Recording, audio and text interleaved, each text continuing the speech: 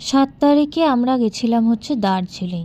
তো দার্জিলিংয়ে আমরা এক্সপ্রেস লাইন ভলভো P11R বাসে ডাবল বেড ভাড়া যা নিয়েছিল 1800 টাকা, সেটা করে আমরা গেছিলাম হচ্ছে দার্জিলিং বেড়াতে, যেটা ছাড়ে হচ্ছে স্প্ল্যানেড থেকে সন্ধে 7টার সময়।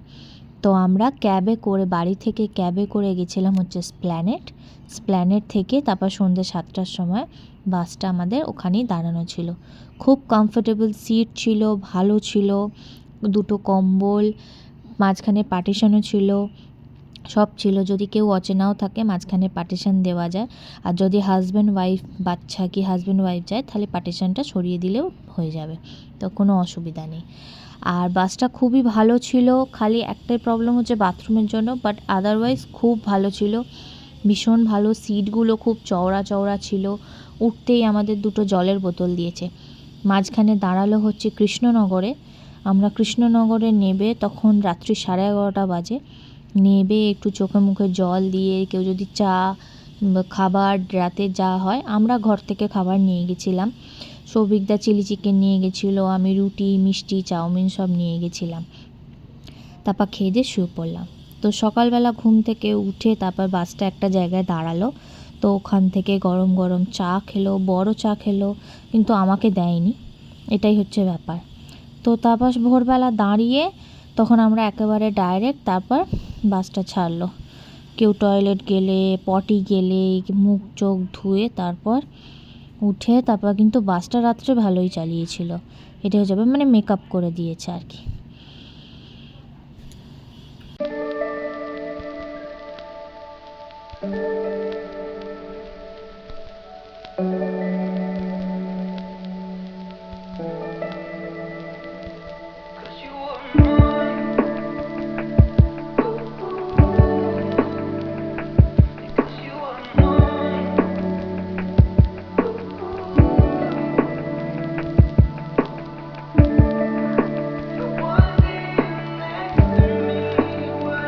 তারপর আমরা বাস থেকে নেবে ওখান থেকে একটা আমাদের গাড়ি বুক করা ছিল, 3000 টাকা নিয়েছিল।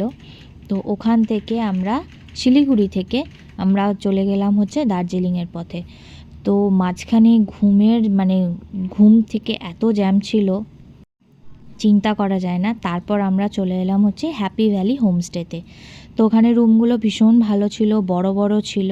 তো আমাদের ডাবল বেডের 4 জনের ভাড়া নিয়েছিল হচ্ছে 2200 টাকা, আর হাজব্যান্ড ওয়াইফের যে একটা রুম থাকে 2 জন থাকার জন্য রুম ভাড়া হচ্ছে 2000 টাকা। খুব কমফোর্টেবল ছিল, ভালো ছিল, একদম রোডের ওপর, কোনো অসুবিধা হয়নি, উইথ ব্রেকফাস্ট ছিল। তো ওখান থেকে আমরা স্যাটেল ট্যাক্সিও পাওয়া যায়, সব পাওয়া যায়। এইটা হচ্ছে বাইরে থেকে, এখানে যে সমস্ত গাড়িগুলো যাচ্ছে এখান থেকে দাঁড়ালেই ম্যালেও যাওয়া যায়, চিড়িয়াখানা সব জায়গায় এখান থেকে যাওয়া যায়। এখানে টি গার্ডেনও আছে। তারপর আমরা রেডি ফেডি হয়ে গেলাম হচ্ছে ম্যালের দিকে। তো ম্যাল থেকে ভুট্টা খেলাম আমি আর সবাই মিলে। খেয়ে তারপর মেয়েটাকে নিয়ে চারদিক ঘুরলাম, অনেক কিছু চা ফা খাওয়া হলো। খেয়ে দিয়ে তারপর কোথায় যাব ঠিক করলাম, কিন্তু চারদিক দেখে টেকে ঘুরে ঘাড়ে মেয়ে ম্যালের ওপর উঠে নেচে অনেক কথাবার্তা বলে তারপর ঠিক করলাম যে আমরা যাব হচ্ছে গ্রিনারিজে খেতে।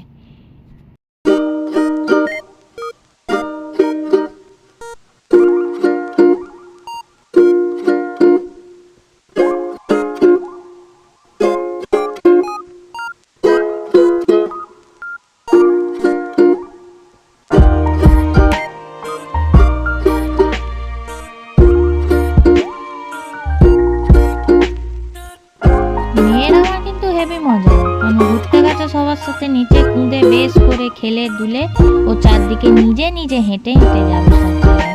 যত বলছি হারিয়ে যাবি না, দিদি নিজে বেরোলো। ম্যাল থেকে ঘুরে ঘাড়ে খেতে গেলাম আমরা হচ্ছে গ্রিনারিজে। তো গ্রিনারিজে কোথায় বসবো ঠিক করে লাস্টে চলে গেলাম একদম উপরে গিয়ে জঘন্য খাবারটা খেয়ে পেট খারাপ করে আমরা চলে গেলাম হচ্ছে রুমে। ওর চিকেনের পিসটা মনে হচ্ছিলো ছুঁড়ে মারলে ঠিকঠাক হবে। তারপর আমরা ওখান থেকে গেলাম হচ্ছে জুতে, যেখানে 110 টাকা করে টিকিট নিয়েছিল পার হেড। মেয়েটাকে নিয়ে সবাই মিলে আমরা সিংহ ছিল না, বাঘ, তারপর লেপার্ড, তারপর তোমার পাখি, আরও অনেক কিছু মাংকি, গন্ধ মাংকি আমরা দেখতে গেলাম।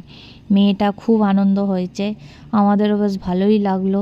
সবাই মিলে চিড়িয়াখানা গেলাম, অনেক কিছু দেখলাম, মিউজিয়ামে ঘুরলাম, ঘুরে ঘাড়ে চা খেলাম, জল খেলাম, বাথরুম গেলাম, সব কিছু করলাম, কিন্তু সব জায়গাটা বাথরুমের ছাপ পড়েই গেছে। তো বাঘটা দেখে এখন তারপর বৃষ্টি মাথায় নিয়ে বেরোলাম।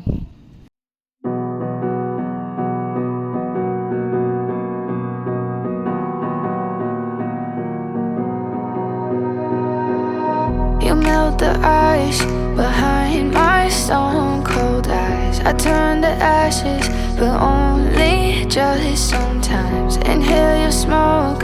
তারপরে আমরা অন্ধকারের পথে চলে গেলাম। বর আমাদের রুমে রেখে গেছে হচ্ছে চা পাতা কিনতে। চা পাতা, রামেন সব কিনে নিয়ে টুকটুক করে ভূতের মতো হাঁটতে হাঁটতে হোমস্টেতে ফিরছে। কিন্তু মাঝখানে সুইগি থেকে চা আর বাবল টি অর্ডার দিয়ে রেখেছে, যেটা চাটা আসতে আধ ঘন্টার ওপর, 1 ঘন্টা সময় লাগলো একটা সুইগি থেকে চা আসতে ওখানে। তারপরে আমাদের চা এসে গেছে, তো সবুজদাকে বললাম ফোন করতে, তারপর ফোন করলো, করে রাত্রিবেলা আমরা সমস্ত খাবার টাবার খেয়ে দিয়ে শুয়ে পড়লাম। পরের দিন সকালবেলা আমাদের যেদিন বেরোবো সেদিনকে দিয়েছিল হচ্ছে স্যান্ডউইচ। তো স্যান্ডউইচ আমি খাই না, সেই জন্য এমনি ব্রেড, কলা আর ডিম সেদ্ধ খেয়েছি। মেয়েটা খেলো নুই জল, নুই মানে মুড়ি। তো খেয়ে দে তারপর আমরা বেরোবো। তো সবাই মিলে স্যান্ডউইচটা ভালো করেছিল, সবাই বললো, কারণ আমি খাইনি।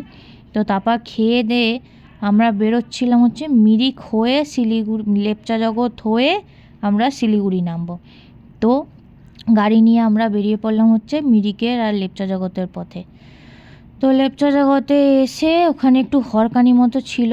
সবথেকে বড় কথা হচ্ছে ওখানে একটা টয়লেট নেই, আর টয়লেট করতে গিয়ে আমি ঘেন্নায় মানে মরে গেছি। এত বাজে নোংরা টয়লেট, এত ট্যুরিস্ট যায় ওখানে, একটা টয়লেট কেন রাখে না কে জানে। জেন্টসরা না যেদিক সেদিকে দাঁড়িয়ে পড়তে পারে, কিন্তু লেডিসরা কি করবে রে ভাই।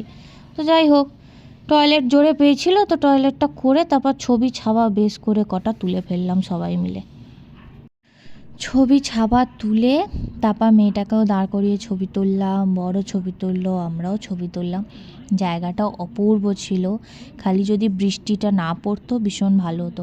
তারপর মোমো খেয়ে আমরা আবার গাড়িতে উঠে পড়লাম মিরিকে যাওয়ার জন্য। মিরিকের ওখানে একটা লেক আছে খুব সুন্দর, এই যে সেই লেকটা, এটা হচ্ছে বাইরেটা, কারণ আমি ভেতরে যাইনি, কারণ মেয়েটাকে খাওয়াতে হবে বলে। তো বৃষ্টি মাথায় পড়ছিল, তো ছাতাটা নিয়ে ওখানে একটা লক্ষ্মী ক্যাফে ছিল, তো ওখানে গিয়ে মেয়েটাকে খাওয়ালাম হচ্ছে ভাত, আলু ভাজা, ডাল আর মাছ ভাজা গরম গরম ভেজে দিয়েছিল। তারপর আমরা বাসে উঠে রাত্রে ডিনার করে একদম ঘুমিয়ে পড়েছিলাম। সকালবেলা একদম 1.5 ঘন্টা আগে আমাদের বাস নামিয়ে দিয়েছিল। খুব ভালো ঘুরেছি আমরা সবাই মিলে। তো এখন নেবে যাচ্ছি হচ্ছে একটা ক্যাবে করে বাড়ির পথে, মন্দির তলায় নেবে আমরা যে যার সেটা বাড়িতে চলে গেলাম। তো খুব ভালো ঘুরেছি, সব কিছু বলে দিয়েছি। তো হ্যাপি ভ্যালি হোমস্টের আমি নাম্বার নিচে ডেসক্রিপশানে দিয়ে দেবো। আই হোপ তোমাদের ভিডিওটা খুব ভালো লাগলো। টাটা, বাই বাই, সবাই ভালো থাকবে, সুস্থ থাকবে।